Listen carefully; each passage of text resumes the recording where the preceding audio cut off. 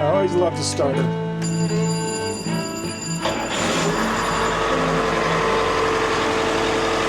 Welcome back to the harbor, guys. I'm back in downtown St. Petersburg. We're going to take a look at this 1976 44-foot Thompson Trawler. As soon as I saw this boat, I knew it was something I wanted to take a look at. Really cool boat. Thompson Trawlers were built, I believe, in Cape Canaveral, Florida, and they built commercial fishing boats and a handful, just a handful, of pleasure cruisers. You won't see two of these with the same layout. I think basically once you decided you wanted to have one built for pleasure cruising, they would let you kind of do the layout yourself. And so they're all different, and this one, super cool inside. Very affordable. And right in downtown St. Petersburg, the slip is transferable. So for $800 or $1,000 if you're going to be a liveaboard a month, you can live right here. Yeah, there's the beautiful Tampa Bay. You can't even see it, but super cool opportunity to live the liveaboard lifestyle. It's undercover here, as you can see. So, I mean, look at that Gelcoat. That ain't bad. 1976. You can tell it hasn't been buffed in a while. I mean, it's got a lot of scuffs, but the shine, it's pretty good. Now, you come up here, and there is some paint that needs to be done. This is a fixer-upper. There's some stuff here and there that needs to be done, but the engine purrs like a kitten, I'm told. Very reliable. Detroit diesel. Just some cosmetic stuff. Pretty comfortable inside. Now, look at that windlass. East Greenwich ideal windlass. A couple of monster anchors.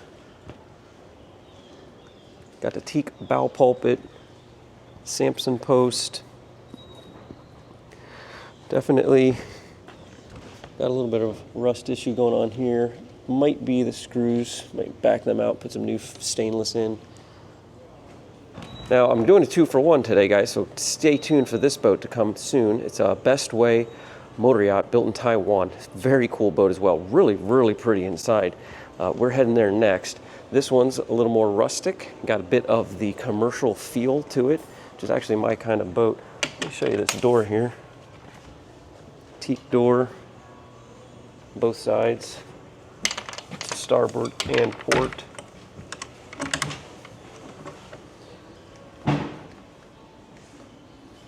Very wide decks, easily 2 feet. High rails. You can see they're hitting me hip high. Teak handrails as well. The green egg, yes, comes with it. Great cooking accessory. Big deck here. You can get some sun on the upper bridge or down here if you want to have some sun pads set up. Well, we're here at the Lazarette. Open that up. Chock full of lines.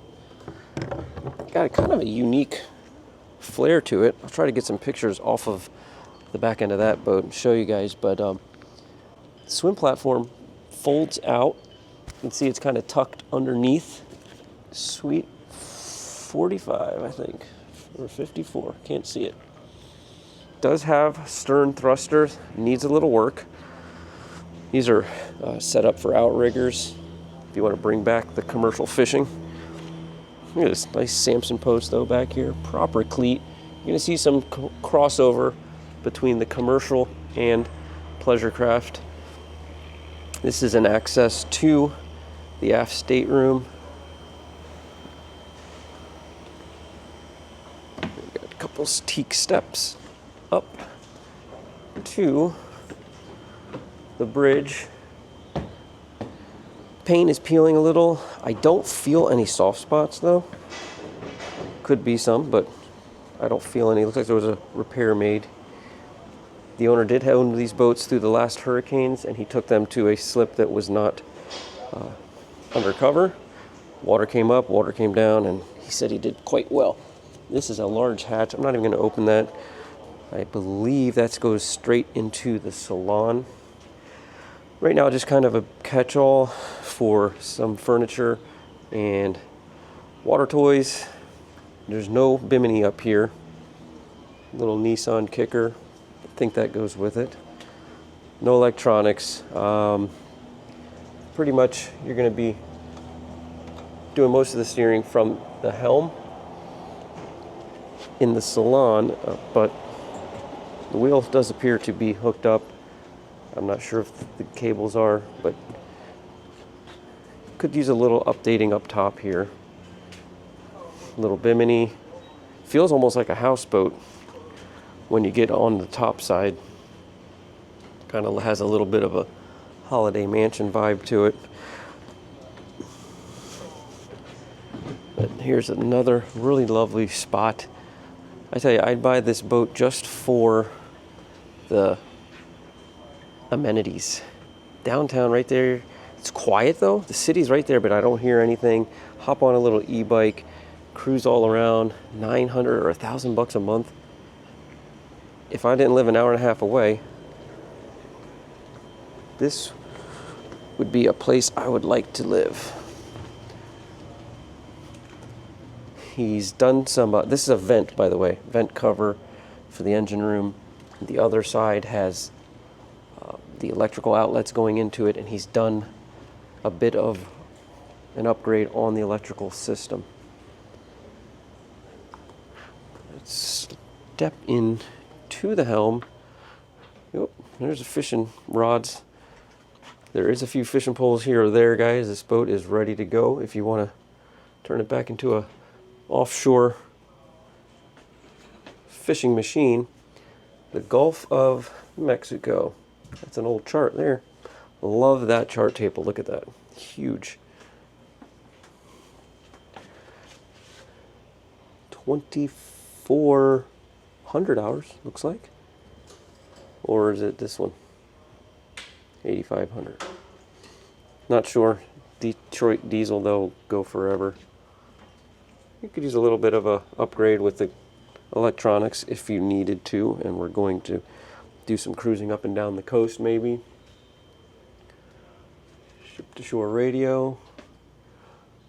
Cabinets up here. Let me show you this here. Check this out. Let me know if you know what that is. Course setter. Drop it in the comments below. Original 1977. This is my favorite part of the boat.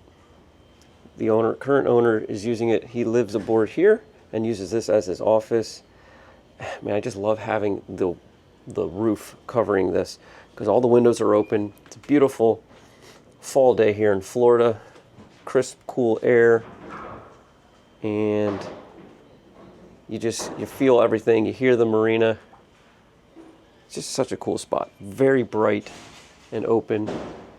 He put in this headliner, which I thought looked pretty decent. White, painted. You know, he's got a guy coming to give some pricing on repainting the interior, but call him quick enough and you might be able to save a few bucks on that and do it yourself. I will dive into the aft stateroom. Very nice in there. This would be, well, there you have it. The crew quarters. Got the fishing vibe. Little spot. Stick two deckhands. This is the galley as well. Little fridge. Could really put a new countertop in here and sink a few bucks into the galley and make it nicer. We have a compost head. Right now this is just being used as a bit of a storage closet. And there you can see the underside of the deck. That's pretty solid. Some electrical in there.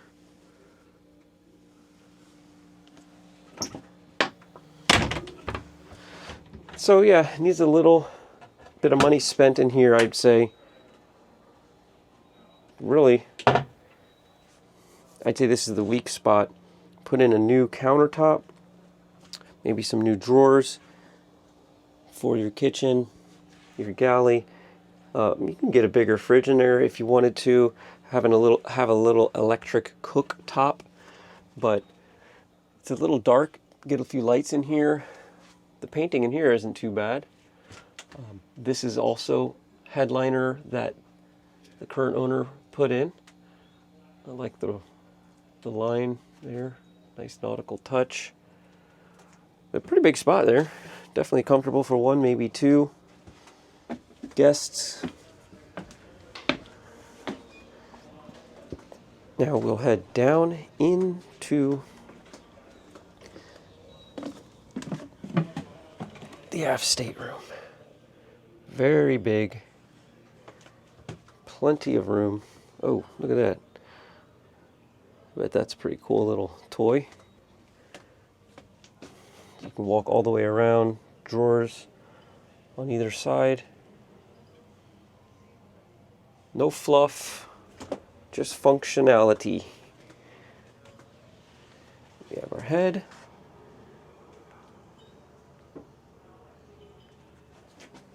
Reminds me of an old charter boat. I went on an Isle Marata with my dad. Grouper and snapper fishing. Again, more of the headliner replaced with, looks like pine. Could be wrong, not an expert, but if you are, let me know, which I know you guys like to do. Nice hanging locker. Boat smells great. No funky smell at all. Of course, all the windows are open. There's the air condition controls, and there's a little bit of an upgrade. I can get you some information on this, guys. This boat has a stern thruster, 680 gallon fuel capacity, 8 knots cruising, approximately burning 2 gallons an hour, 300 gallons onboard freshwater tanks. All right, got the hatch open here in the salon floor. Let's go down below and take a look at the power plant.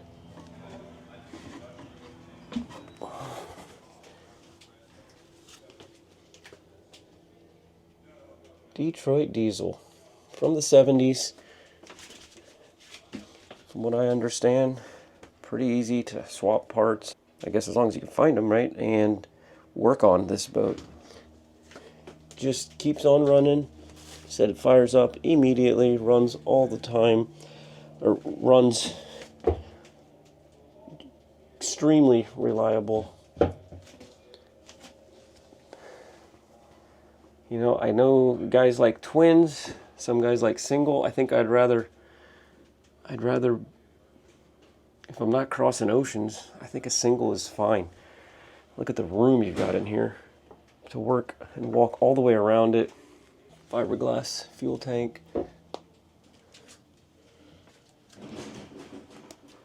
To starboard and port. You know, I said the boat is closed up or opened up, so there's no smell, but there's no smell in here either. It smells great for a 1970s engine room. There's the little generator. Westerbeke. This is a really cool boat. Very simple. No muss, no fuss. And the engine looks really nice too. Not sure if it's been recently painted, but definitely somebody's been looking after it. All right, let's head up. All right, guys, well, I'm down here with the owner, Tom, of this beautiful Thompson's Trawler. So how'd you end up with this boat?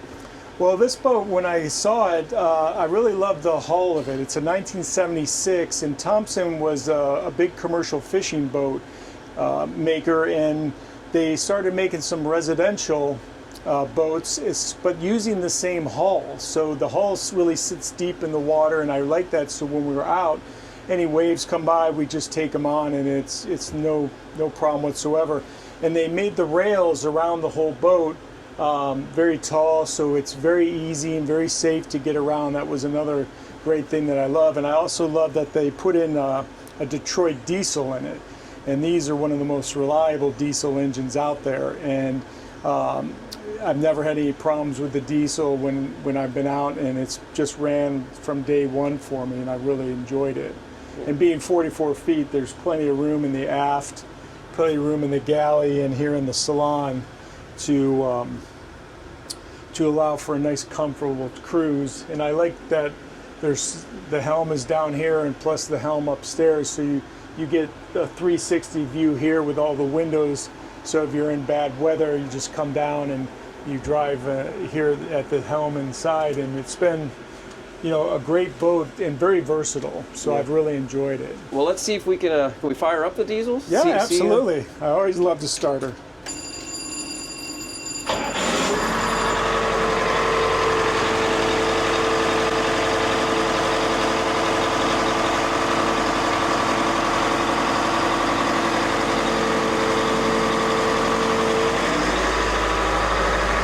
Very cool. It's like a little workshop down there. You got so much room to work your way around the engine. Yeah, and that's one of the other great things I love about is the engine. Every part of it's so accessible that you can work and do the work and not be in a cramped space. So that's another reason I really enjoy the Thompson. Well, Tom, thanks. I really appreciate the tour. Now for a continual walkthrough on this 1976 Thompson Trawler.